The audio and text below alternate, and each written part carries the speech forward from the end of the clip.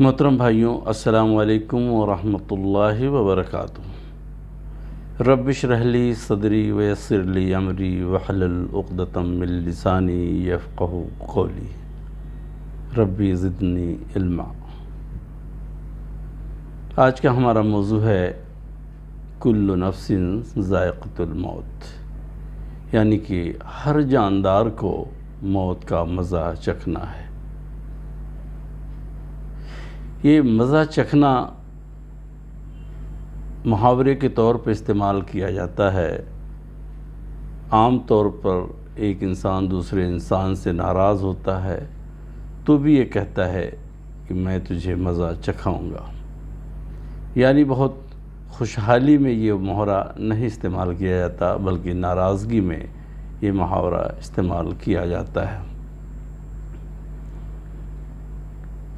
یہ سورہ عنکبوت ہے اور آیت نمبر 57۔ اس میں اللہ پاک یہ بتا رہے ہیں کہ ہر جاندار کو جب وہ دنیا سے واپس آ جائے گی، پھر آخرت میں اس کے اعمال دیکھے جائیں گے، چیک کیے جائیں گے، اور اگر اعمال اچھے ثابت نہ ہوئے تو یقیناً اسے مزہ چکھائی جائے گی۔ بھائیوں، آپ سب اس بات کو اچھی طرح جانتے ہیں کہ دنیا کے ہر جاندار کو کبھی نہ کبھی اس دنیا کو الوداع کہنا پڑے گا، چاہے وہ چاہے، یعنی اس کی خواہش ہو یا نہ ہو۔ اب آپ غور کریں کہ آخر ایسا کیوں ہوتا ہے یا کیوں ہوگا کہ دنیا میں آدمی آنے کے بعد پھر جانا پڑتا ہے۔ یعنی جب ہم دنیا میں ایک بار آ گئے تو جانے کا سلسلہ کیا ہے؟ کیوں ایسا ہوتا ہے؟ کیا راز ہے اس کے پیچھے؟ تو اس بات کو بھی اللہ پاک نے قرآن پاک میں ایک دم صاف واضح کر دیا ہے، یعنی صاف صاف بیان کر دیا ہے۔ دیکھیے سورۃ ملک آیت نمبر 2۔ اللہ پاک نے اس میں کہا ہے کہ الذی خلق الموت والحیات لیبلوکم ایکم احسن عملا، یعنی جس نے موت اور زندگی کو پیدا کیا، یعنی اللہ نے موت اور زندگی کو پیدا کیا، اور کیوں؟ تاکہ وہ آزما کر دیکھ لے، چیک کر لے کہ تم میں سے بہتر عمل کرنے والا کون ہے، یعنی کون ہے تم میں سے جو بہتر عمل کرنے والا ہے یا بہتر عمل کر کے میرے پاس واپس آتا ہے۔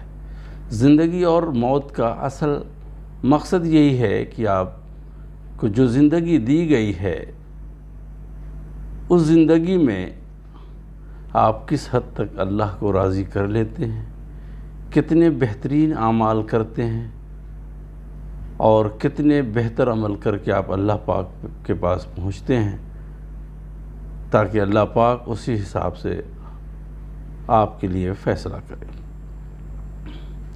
مطلب یہ ہے کہ جان چونکہ جانی ہی ہے، ہمیشہ تو رہنا نہیں ہے، تو آپ کی جان ایک نہ ایک دن تو جائے گی، تو جانی ہے تو پھر اس کی فکر کرنے کی کوئی ضرورت نہیں ہے، نہ اس فکر سے کوئی فائدہ ہے۔ اس لیے ہمیں یہ فکر کرنے کی ضرورت ہے کہ ایمان کیسے بچایا جا سکے۔ جان تو بچنے والی نہیں ہے، جان تو ایک نہ ایک دن آپ کی جانی ہے، چاہے جیسے بھی جائے اور جب بھی جائے۔ تو اس لیے جان کی فکر کرنے کی ضرورت نہیں، کیونکہ وہ کتنی بھی فکر آپ اس کے بارے میں کریں وہ جان رکنے والی نہیں ہے، کیونکہ اللہ پاک نے یہ فیصلہ کر لیا ہے کہ کل نفس ذائقۃ الموت، موت تو آنی ہے۔ اب یہ دیکھنا ہے کہ جان تو ہماری بچنی نہیں ہے، اور وہاں پہ ہم کیا لے کر جا رہے ہیں۔ جب اللہ کے پاس پہنچتے ہیں تو ہم کو ہر وقت اپنے ایمان کی فکر کرنی چاہیے۔ اب چونکہ اللہ پاک نے ہمیں دنیا میں اس لیے بھیجا ہے کہ ہم دنیا کی اپنی زندگی 40 سال 50 سال 60 سال یا جو بھی اللہ پاک نے عطا کیا ہے اس میں ہمارے اعمال کس کوالٹی کے ہوتے ہیں، اور اسی کے حساب سے ہم سب کو جنت یا دوزخ کا ہمارے حق میں فیصلہ ہوگا جس طرح کے ہمارے اعمال ہوں گے، اور اسی اعمال کے لیے اللہ پاک نے یہ زندگی ہم کو دی ہے، اور زندگی ختم ہونے کے بعد یعنی موت ہم کو اس لیے دی ہے کہ جانے کے بعد وہاں چیک کرے گا کہ یہ شخص کتنا بہتر عمل کر کے آیا ہے، کتنا اچھا عمل کر کے آیا ہے، اس کی جانچ وہاں پہ ہوگی۔ ایک بات جو بہت ہی امپورٹنٹ ہے وہ یہ ہے کہ اللہ پاک نے زیادہ عمل کرنے کے بارے میں نہیں کہا ہے۔ آپ سورت پر غور کریں تو یہ کہا گیا ہے کہ ایکم احسن عملا، احسن یعنی آخری درجہ ہے یہ کہ بہت بہتر عمل کر کے، بہتر سے بہتر عمل کر کے کون آتا ہے۔ تو اس کو ہم اس طرح بھی سمجھ سکتے ہیں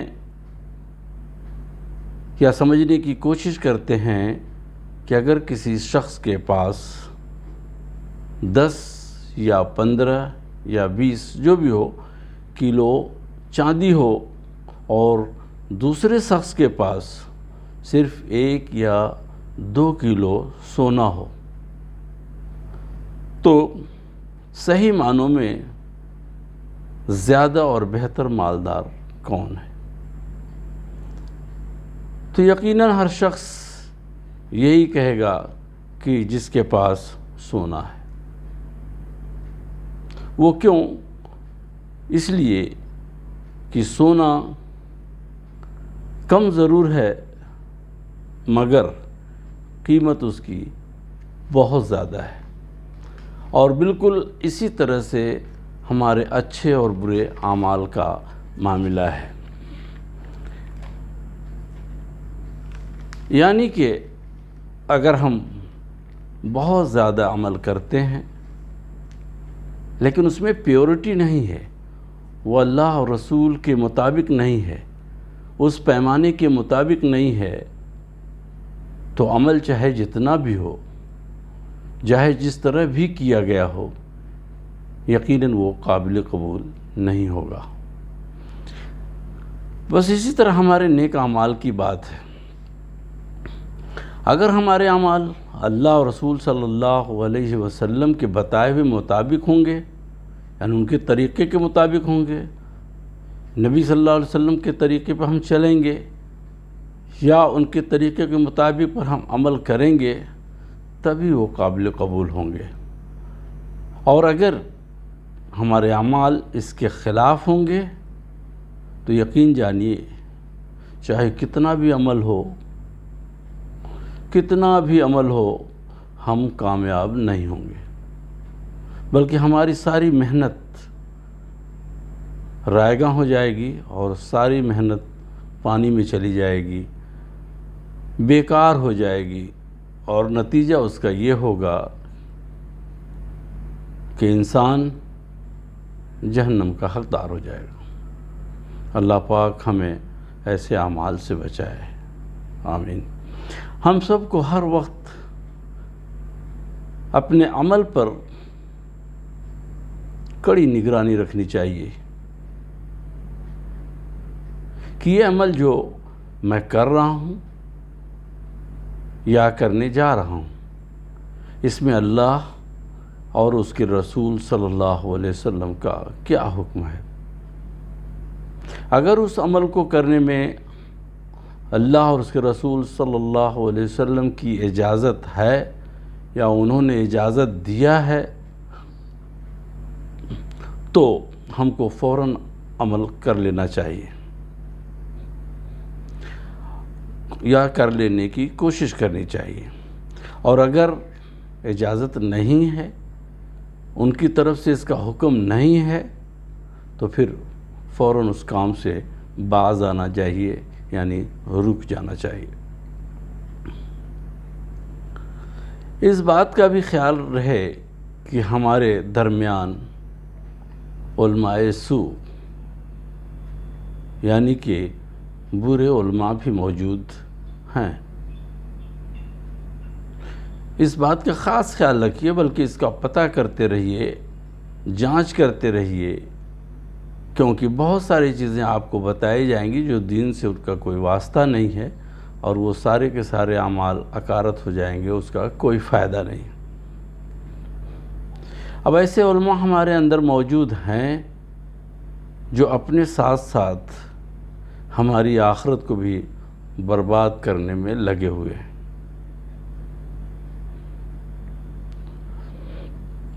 انہوں نے ایسے اعمال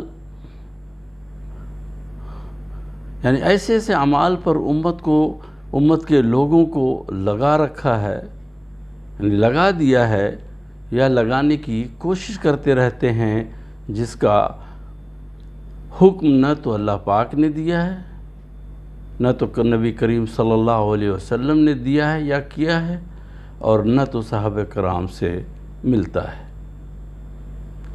اب یقین جانیے کہ اگر اللہ کا حکم نہیں ہے، نبی صلی اللہ علیہ وسلم کا حکم نہیں ہے، یا ان کا طریقہ نہیں ہے، اور صحابہ کرام سے بھی یہ چیز ثابت نہیں ہے، تو جو بھی عمل ہم کر رہے ہیں، یہ ساری محنت ہماری بیکار جانے والی ہے۔ اسے بہت الرٹ رہنے کی ضرورت ہے۔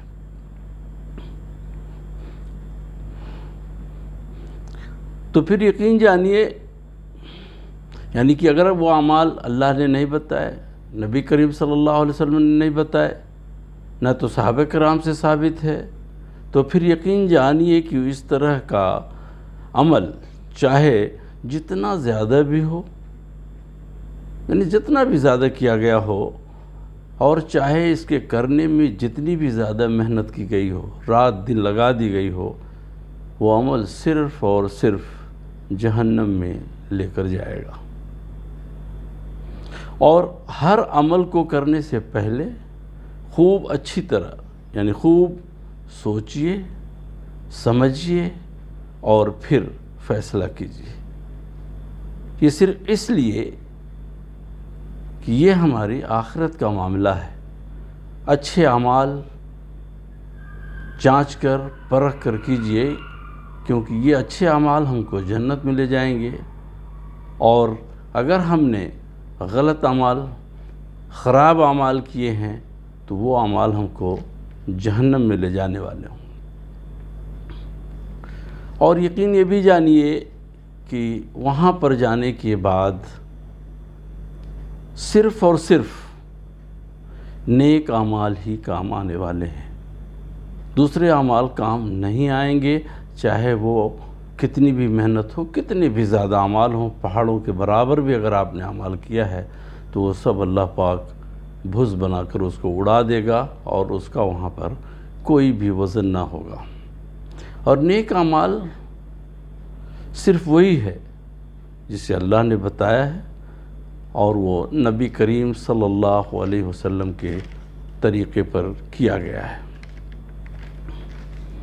قرآن پاک میں اللہ پاک نے صاف صاف بتا دیا ہے کہ دیکھو، اس بات کا دھیان رکھنا کہ آخرت میں کوئی بھی تمہارے کام نہیں آئے گا۔ یہ بار بار اعلان کر دیا ہے۔ جو لوگ بھی قرآن کو پڑھتے ہیں، سمجھتے ہیں، انہیں یقیناً یہ بات معلوم ہوگی کہ قرآن میں اللہ پاک نے کتنی مرتبہ کہاں کہاں یہ چیز بتایا ہے کہ کوئی بھی تمہارے کام وہاں پر نہیں آئے گا، نہ کوئی تمہاری مدد کر سکتا، چاہے تمہاری اولاد ہو، والدین ہو، بھائی ہو، دوست ہو، کوئی عالم ہو، وغیرہ وغیرہ۔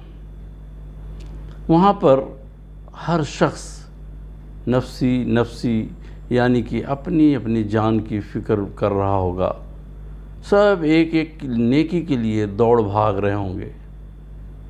بھائیوں، اس لیے ایک ایک نیکی کی قدر کرو اور اس کو حاصل کرنے کی کوشش میں لگے رہو۔ نیکی کے کاموں میں ایک دوسرے سے آگے بڑھنے کی کوشش کرتے رہنا چاہیے۔ جب بھی نیکی کرنے کا موقع ملے اپنی حیثیت اور استطاعت کے مطابق کر ڈالنی چاہیے، ورنہ بعد میں سوچنے کا کوئی بھی فائدہ حاصل نہیں ہوتا۔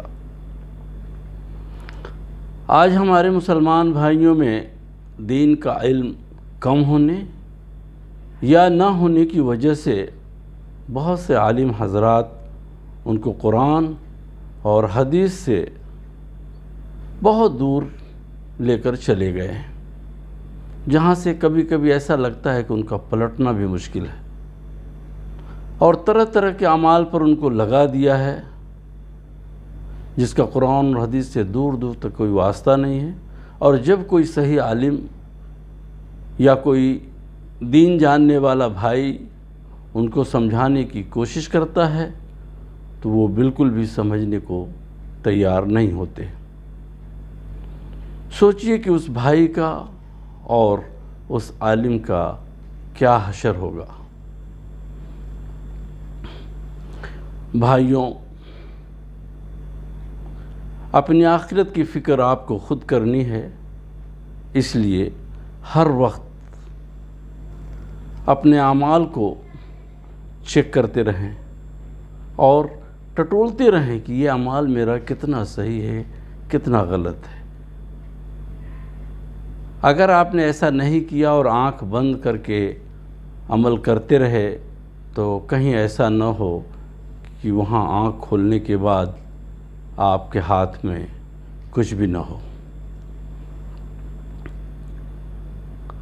اب چونکہ اللہ نے ہم کو عقل و سمجھ دی ہے اور دین کا معاملہ اس وقت بہت زیادہ کلیئر ہے، تو ہم کو تھوڑی سی صرف محنت کرنے کی ضرورت ہے۔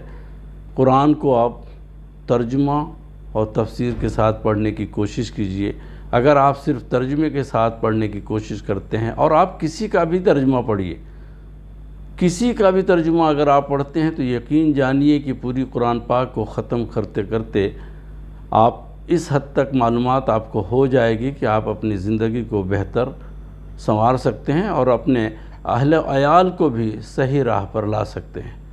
اور اگر کہیں کوئی چیز سمجھ میں نہیں آتی ہے تو یقیناً صاحب علم لوگوں سے پتہ کرنے کی کوشش کرنا چاہیے، اور وہ بھی کسی ایک شخص سے بات کر کے مطمئن نہیں ہو جانا چاہیے، بلکہ 2 سے 3 4 جتنے لوگ ملتے ہیں الگ الگ فکر کے، ان سے پتہ کرنا چاہیے کہ آخر یہ چیز میری سمجھ میں نہیں آ رہی ہے، اور ان سے اس بات کو سمجھنا چاہیے، اور وہ بھی قرآن اور حدیث کی روشنی میں۔ تو جب بھی آپ کو تھوڑی فکر ہوگی، آپ سمجھنے کی کوشش کریں گے تو یقیناً اللہ پاک آپ کا راستہ کھول دے گا اور آپ کی صحیح رہنمائی کرے گا۔ اللہ پاک سے دعا کرتے ہیں کہ اللہ پاک ہم سب کو صرف اور صرف وہ عمل کرنے کی توفیق دے جس سے ہماری دنیا اور آخرت دونوں سنور جائے۔ آمین ثم آمین، وآخر دعوانا ان الحمد للہ رب العالمین۔